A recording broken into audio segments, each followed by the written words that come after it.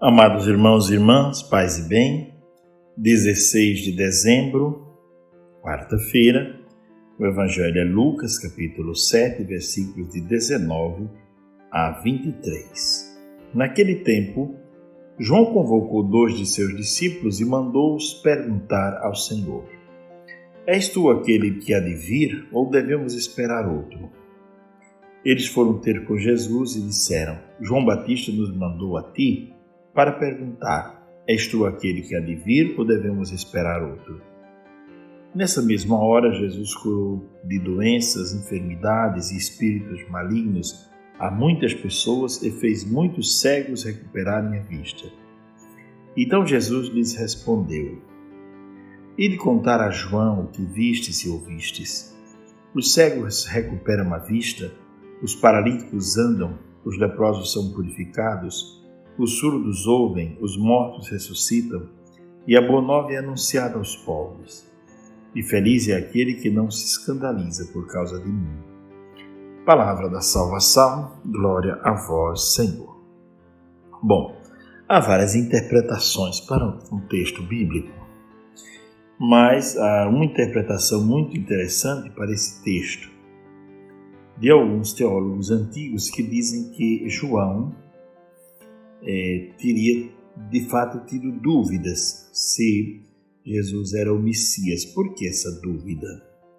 Já outros dizem que não, João não teria dúvida nenhuma, teria enviado os discípulos para que eles que tinham dúvida pudessem dirimir a dúvida, quer dizer, acabar com a dúvida ao ver e conhecer de perto o Messias. Mas por que essa dúvida? Ou dos discípulos de João, ou de algumas pessoas sobre Jesus, se ele era o Messias ou não. João anunciava um Messias e muitos esperavam um Messias que viesse glorioso, que viesse para pôr ordem, entre aspas, nas coisas. Significa punir os pecadores e exaltar e valorizar aqueles que estavam trilhando um caminho certo, um caminho justo. Ele viria para condenar aqueles que estivessem no caminho do erro, da maldade. E Jesus apareceu falando de misericórdia, de perdão, de vida nova. É interessante que muitos de fato ficam confusos. A questão é: que Messias aquele pessoal esperava? Que tipo de Messias aquele povo esperava? Eles esperavam um Messias forte, dominador, que viesse com poder, que viesse para estabelecer um reino, e não um reino como Jesus de fato se propôs a estabelecer. Então, no momento em que eles estão lá perguntando se Jesus de fato é o Messias, o texto conta que aconteceram alguns fatos muito interessantes. Jesus curou muitos doentes, expulsou espíritos malignos de algumas pessoas, fez alguns cegos recuperarem a vista, e Jesus então disse: agora vão contar a João o que vocês acabaram de ver e de ouvir. Tá certo?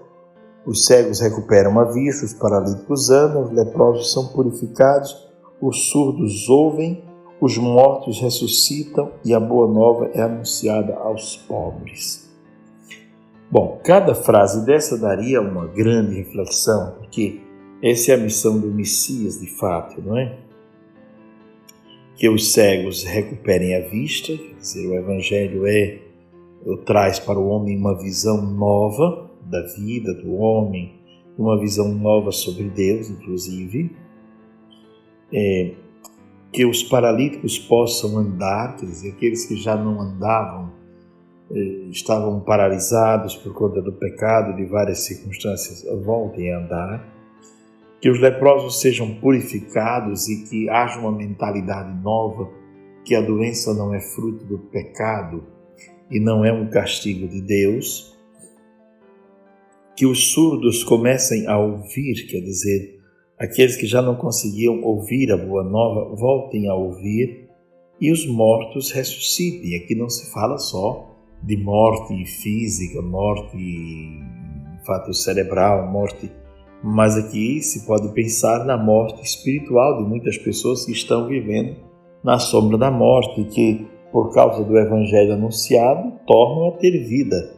Pessoas que estão vivendo na escuridão, à margem da Boa Nova, que já não encontram a alegria para a vida e voltam a encontrar em Jesus. E ele diz, e a boa notícia é anunciada aos pobres. E aqui, pobre não se entende só por categoria sociológica, mas a pobreza que se entenda todo aquele que se sente pequeno, necessitado. A esses é endereçado o Evangelho.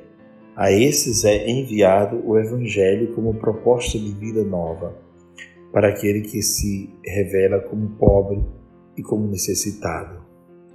E Jesus conclui a sua conversa dizendo, feliz é aquele que não se escandaliza por causa de mim. Por que alguém se escandalizaria por causa de Jesus? Como alguém se escandalizaria por causa do anúncio da Boa Nova, da cura de doenças, de enfermidades, da expulsão de espíritos malignos? Por que alguém se escandalizaria disso? De fato, a palavra de Jesus, a pregação de Jesus, vai pôr em confusão ou vai colocar em angústia muita gente que tinha uma outra visão da vida religiosa, do religioso, né? Ou da espiritualidade, né? Digamos assim. Vão estar em situação difícil, ou vai pôr em situação difícil a pregação de Jesus, vai pôr em situação difícil os fariseus, os doutores da lei, os anciãos, os saduceus, aqueles que se achavam doutores em teologia. Esses vão se sentir angustiados, porque Jesus pregava como quem tem autoridade e confirmava a doutrina e a pregação com sinais e milagres. E Jesus falava de misericórdia e colocava a lei como algo importante, mas falava também da misericórdia, a justiça tendo seu valor, tendo a sua importância, mas falava também do dado da misericórdia, que muitos não gostavam de ouvir. E, é claro, em Lucas capítulo 15, Jesus contará aquelas 3 parábolas da misericórdia, justamente porque muitos estão angustiados com tantas palavras de misericórdia, ou porque Jesus come e senta com os pecadores, porque dá atenção àqueles que eram os últimos, pecadores públicos. Isso vai angustiar a muita gente. O modo como Jesus vê a religião, o templo, o modo como Jesus se relaciona com o Pai do céu, o chamando de Pai do céu, Paizinho, Abba, Pai, não é? Então tudo isso causará uma certa confusão na cabeça de muita gente. Felizes são aqueles que não se escandalizam por causa de mim. Pois bem, quais são as lições que nós podemos tirar para a nossa vida prática no Evangelho de hoje? Primeiro, João envia pessoas para confirmar o que ele já sabia e já anunciava. Embora João falasse de um modo muito, às vezes, duro e às vezes, não é? De um modo que amedrontava, não é? Jesus é aquele que vem com mansidão. Eis o Cordeiro de Deus, né? É aquele que tira o pecado do mundo. Então ele vem como um cordeiro.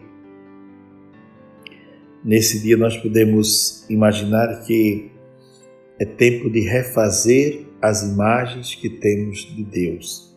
É tempo de refazer a partir da Bíblia, a partir da leitura atenciosa, a partir daquilo que Jesus disse, ensinou, fez e pregou, a imagem que nós temos de Deus. Sempre é tempo de recomeçar, de repensar a nossa espiritualidade, repensar o papel do templo, repensar o papel da religião, tudo isso.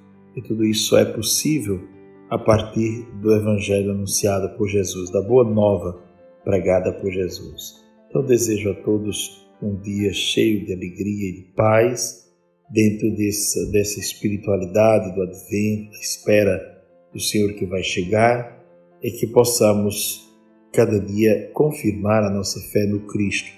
Não no Cristo que nós pintamos ou idealizamos, mas do Jesus Cristo revelado na Sagrada Escritura, que revela também um rosto misericordioso do Pai.